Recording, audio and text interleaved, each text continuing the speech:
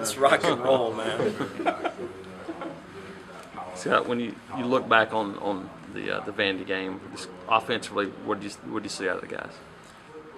Same thing in terms of what we talked about, inconsistencies. There's times when we get drives going and we're rolling and we have momentum.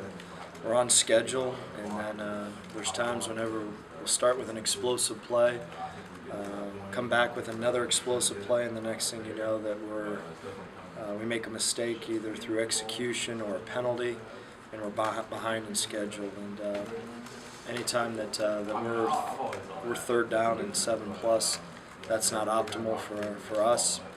If you look at the third downs that were in this game, we were third and 8+. Out of our 12 times, I believe it was 8 or 9, and we can't play in that. We need to be in third and medium. Brad, did you find out what was going on with the play calls? You know, where you guys are kind of rushed with like 15, 16, 17 seconds. Yeah, they weren't getting out of the huddle as crisp as we have in the past. We've been really paying attention. We've typically been breaking the huddle with 22 seconds, and we were getting out of the huddle just a little too late in comparison to where we were at in the past. Why was that? Procedure, huddle procedure, huddle procedure. Our procedure? Huddle procedure. They're just chatting too long in there? Chatting too long in there. Okay. Absolutely. They need to get their butts in and out. All right. Just talk about the passing game. Obviously, Coach Chiswick talked about a number of things going in, but a lot of check downs and obviously pressure leads to that. What did you kind of see out of those situations? Yeah, there was some occasions on third downs that we missed a few reads that could have pushed the ball down the field, and we got to get those cleaned up. The first third down and 7+, they ran a plus fire zone. We eliminated our first read, got to the second read, and the second read was walled, and we threw it down to the second read, and our third read was open for a first down. So those are the things that we're really looking at and trying to get better at the quarterback position. What do you see from Texas A&M's defense? Extremely disciplined. I've known Mark Snyder, the defensive coordinator, for many years. We've crossed paths, I believe, on 4 occasions whenever he was at Ohio State. Very aggressive play caller. He's going to fire zone you. His style is aggressive. Tremendous movement, multiple coverage guy, and that's what he's doing at A&M. This is one of those weeks where you make, because of the exotic things they do blitz-wise, that give Patrick some help at times, maybe max protect sometimes to try to get some shots down the field. Sure, their fire zone package is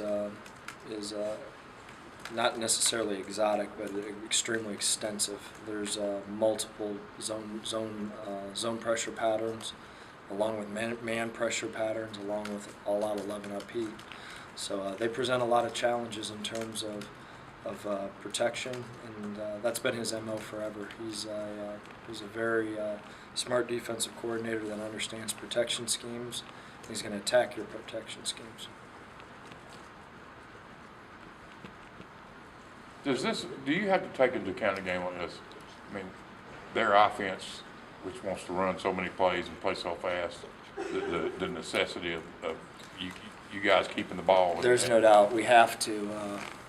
I believe they ran 102 plays against LSU, and to help our defense, that's our plan to win here, is to keep the defensive off the field, and that's going to be crucial. We got to keep drives alive. If we've been doing what we've consistently in terms of explosive play, take a setback, and then third and long, that's not helping our defense. We got to keep them off the field. Scott, in the big picture, not to bring up a bad memory for you or anything, but you haven't experienced this kind of losing since 2008. Mm-hmm. What is this? How does this compare on a professional standpoint to some of kind of the struggles that you're going through right now? Yeah, it's it hasn't happened too often. Obviously, to myself and also Auburn, and I really feel bad for our players. I feel bad for the Auburn people. However, we're going to fight, and we're going to continue to fight. And we're going to improve. We're a young football team, and it's a struggle. There's no question about it, but it is what it is, and you either come to work and pound the rock, or you run and hide. And our players have not done that. Our staff has not done that, and I refuse, absolutely refuse, to fall into that trap of not coming and giving 110% every minute that I'm at this building. Do you see that kind of commitment still in the players as well? Absolutely, absolutely, and that's why I think this group is going to develop into a really good team. They're in adverse waters. It's tough right now, but as this group matures, they're not going to forget this, nor are we. And they're gonna grow from this, and they're gonna fight their rear end off to make sure it doesn't happen again. You ever been around any team, any sort of players where when adversity hits that they do run and hide, as you said? No, that was the one thing that I was really impressed with at Detroit. There was guys that Dominic Raiola, for example, that went through 10 years of that, and he never gave in.